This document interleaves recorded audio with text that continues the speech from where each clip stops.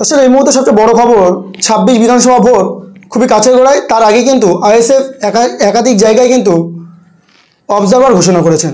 রীতিমতো একটা ভিডিও খুবই ভাইরাল হচ্ছে, নওশাদ সিদ্দিকী ভাঙড়ের বিধায়ক, তিনি ভাঙড়ে অবজারভারের দায়িত্ব পেলেন। সেখানে একটা বার্তা দিয়েছে নওশাদ সিদ্দিকী যে 26 বিধানসভা ভোটে বাম কংগ্রেস জোট নিয়ে ভাঙড় বিধানসভায় লড়বেন। আমাদের পাশে আছে ভাঙড় বিধানসভায় সিপিআইএমের নেতা রশিদ গাজী, তার মুখে শুনবো যে জোট নিয়ে কি বলতে চাইছেন এবং তিনি কি বার্তা দিচ্ছেন। আমাদের ক্যামেরা মুখোমুখি কি বলছে শোনাবো। তৃণমূল এবং বিজেপি আমাদের দুটোই আমাদের শত্রু, দুটো শক্তিকেই পরাস্ত করতে হবে। সুস্থভাবে বেঁচে থাকতে গেলে, সমাজটাকে সুষ্ঠুভাবে পরিচালনা করতে গেলে এই দুটো শক্তি হচ্ছে জনগণের শত্রু এবং জনগণের বিরুদ্ধে দুজনে মিলেজুলে জনগণের কিভাবে সর্বনাশ করা যায় সেই খেলায় মেতেছে। এখানে সাম্প্রদায়িক মনোভাব নিয়ে একে অপরের বিরুদ্ধে বিষোদ্গার করে চলেছেন। কেউ বলছেন রাম মন্দির তৈরি করব, কেউ বলছেন জগন্নাথ মন্দির তৈরি করব, দুর্গা দালান তৈরি করব। এখানে বেকার সমস্যার সমাধানের কথা নেই, কোনো শিল্প কলকারখানা তৈরির কথা আলোচনা নেই, দ্রব্যমূল্য বৃদ্ধির তা নেই, দুর্নীতিমুক্ত সমাজ তৈরি করার কোনো ব্যবস্থা নেই। এই দুর্নীতিকে পাথর করে যখন পশ্চিমবঙ্গ সরকার চলছে, মানুষ যখন বিক্ষুব্ধ হচ্ছে, তখন ধর্মকে আঁকড়ে নিয়ে একে অপরের বিরুদ্ধে দুটো দল বাইনারি করে চলেছে। এতে মানুষ বুঝতে পেরেছে যে দুটো শক্তি হচ্ছে জনগণ বিরোধী, এই দুটো শক্তিকে পরাস্ত করা দরকার। সেই জন্যে আমাদের সমস্ত শক্তিকে ঐক্যবদ্ধ করে এই দুটো শক্তির বিরুদ্ধে লড়াই করা প্রয়োজন। ভবিষ্যতে আমাদের সিপিআইএম পার্টি এবং অন্য দলগুলোর সাথে বোঝাপড়া কীভাবে করে সেভাবেই আমরা চলব এবং সেক্ষেত্রে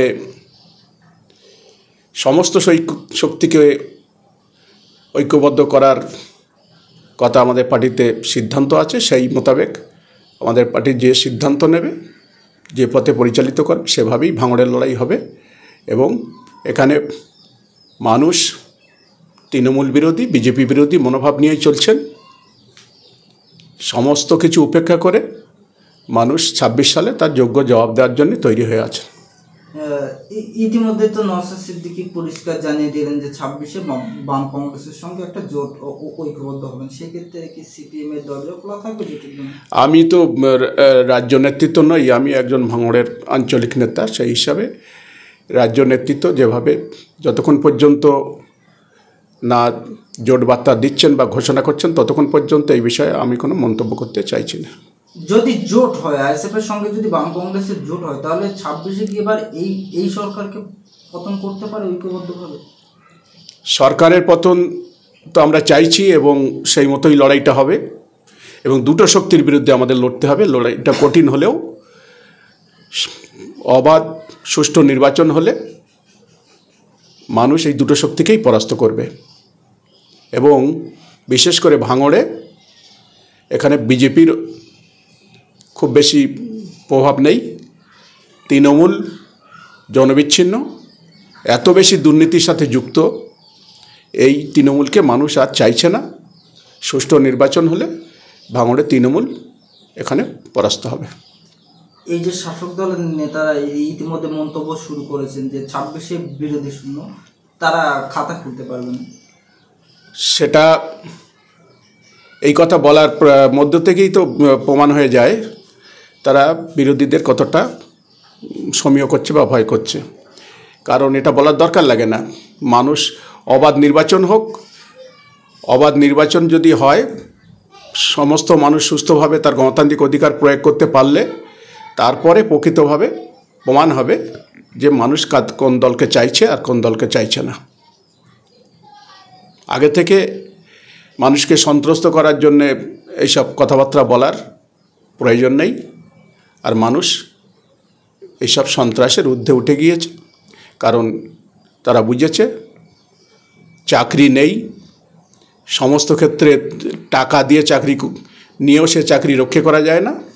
প্রতিদিন মানে হাইকোর্ট এবং সুপ্রিম কোর্টের কাছ থেকে ধাক্কা খাচ্ছে এই সরকার, এবং নেতা মন্ত্রীরা একের পর জেলে আছে, আরও জেলে যাওয়ার জন্য প্রস্তুত হয়ে আছে। সুতরাং আরও পূর্ণাঙ্গভাবে তদন্ত হলে বড় বড় রাঘব বোয়ালও জেলের বাইরে থাকবে না। এইরকম একটা দলকে নিয়ে স্বপ্ন দেখা, যাদের দিবাস্বপ্ন দেখার ইচ্ছা আছে তারা দেখুক। আমরা প্রতিনিয়ত সোশ্যাল মিডিয়ার মাধ্যমে দেখছি বিভিন্ন প্রান্তে আমাদের সিপিআইএম পার্টি থেকে এখনো পর্যন্ত এই গত পলিহাটে যেটা বলছেন সেখানে কোনো সিপিআইএম কর্মী সমর্থক গিয়েছে বলে আমার জানা নেই। আর বাংলাদেশি কিনা সেটা প্রমাণ আমার কাছে নেই। প্রমাণ হাতে না থাকা সত্ত্বেও আমি এই ধরনের কথা জোর দিয়ে বলতে পারছি না। তবে যদি এটা হয়ে থাকে, কোনো বাংলাদেশি তৃণমূল দলে জয়েন করে থাকে, সেটা খুবই খারাপ বিষয় হবে। তাহলে কি 26-এ ভাঙড় জেতা সহজ হয়ে দাঁড়াবে? আবারও বললাম, অবাধ সুষ্ঠু নির্বাচন হলে ভাঙড়ের মানুষ 71 সাল থেকে বামপন্থীদের জিতিয়েছে, বামপন্থীদের ঘাঁটি। মাঝখানে আইএসএফের সাথে 21 সালে বোঝাপড়ার ভিত্তিতে আইএসএফ এখানে জিতেছে, এবং যেহেতু সিপিআইএম থেকেই আইএসএফে মানুষ মানে সিপিআইএমের সমর্থক দরদিরাই আইএসএফের এখন কর্মী সমর্থক হয়েছেন। সেই জন্যে আমাদের দলে একটা অংশ এখন তারা আইএসএফ করছেন। এটা ঘটনা। আইএসএফ তো আর ফুরফুরা থেকে আসেনি। এখানে ভাঙড়ের মানুষ যারা তৃণমূল বিরোধী মানুষ ছিলেন, বামপন্থী ছিলেন, তার একটা বড় অংশ আইএসএফের সমর্থক এখন আছেন।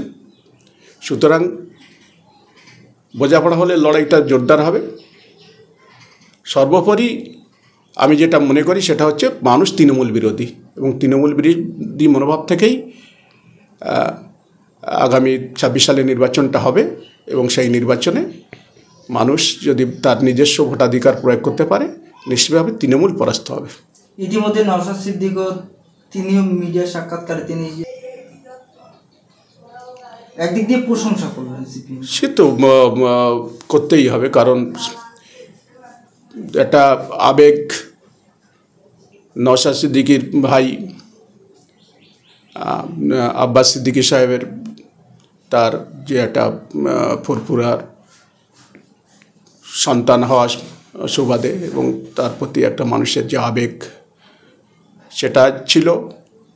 সেই সাথে সাথে বামপন্থী সংগঠন এবং সমর্থন দুটোই একত্রিত করে, এই তিনটে বিষয় নিয়ে একত্রিত হয়ে 21 সালে লড়াইটা হয়েছে। লড়াইতে আমরাও ছিলাম। সেখানে ঐক্যবদ্ধভাবে লড়াই করে তৃণমূলকে পরাস্ত করা হয়েছিল। আগামী দিনে আমার পার্টি যে সিদ্ধান্ত নেবে সেই মোতাবেক